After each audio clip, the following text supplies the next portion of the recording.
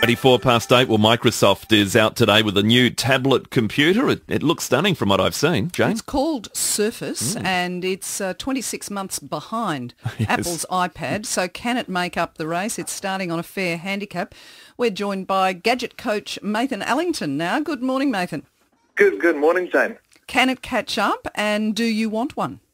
I do want one, and yes, I do think it can catch up. Why? Windows have spent a lot of time with the new launch of Windows 8, which we're expecting in the last quarter of this year. So this tablet is part of that launch to make Windows work the same across mobiles, tablets, and computers, and to make it easy for people to transfer from one to the other. And like Apple, to once they like one, then the others are easy to pick up and they'll want to stay with that system. So it'll have a USB flash drive? Yes, it's got 2 full USB ports, which you definitely don't find on the iPad. So this means it'll just be simple for extra storage or printing or additional devices you want to plug in.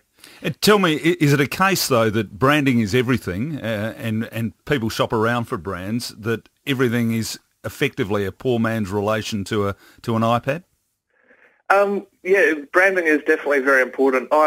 I very much like branding myself and look at what all the big companies are bringing out. I really like the Microsoft 8 system, and I personally don't use a lot of Microsoft at the moment. So I'm saying this from more of an Apple user. But the system, the branding and the amount of time, and it's a very sleek, clean system. And I think people, once they play with it on a phone or a tablet, or if they've tried the trial version, I think they'll really like it, and there's a lot to like about it. Microsoft hasn't had a good record necessarily with hardware launches, and even this launch wasn't without flaws. Apparently the Surface they were using malfunctioned and had to be replaced. That's not a good look, is it? No, not a particularly good look. Yes, I heard that. Yeah, they had to go to the backup one in their table and their display.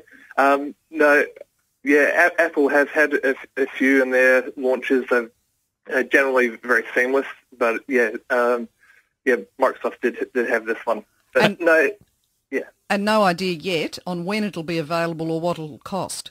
Not exactly cost. So the first model, the RT model, which is like a more basic version of Windows 8, that's going to be in the last quarter of this year, around the same time as Windows 8 launched. So not an exact time.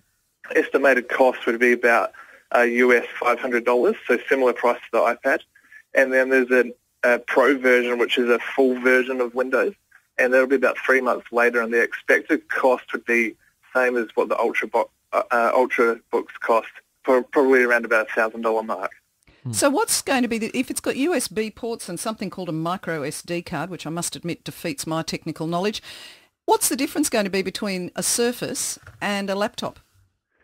Well, essentially, this is going to be competing in the field of the Ultrabooks or the MacBook Air, which is and what they've done is they've built the keypad into the cover.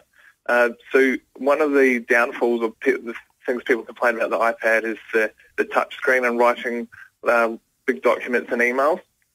So they're essentially trying to bridge that gap and make it easier and more portable. So this is going to be could replace portable laptops because of the keypad they've got in the cover. So it's a cheaper version of a laptop and much more portable like the iPad. So they're bringing the portability but the usability together to make it the one device that people would want to use. All right, Nathan, we might talk to you when you get one and see what you think of it in hardware and also the application of the new software. Thanks for joining us this morning, the Gadget Coach. Thank you very much. Thanks, Nathan Allington on the new Microsoft Surface. It's easy with Gadget Coach.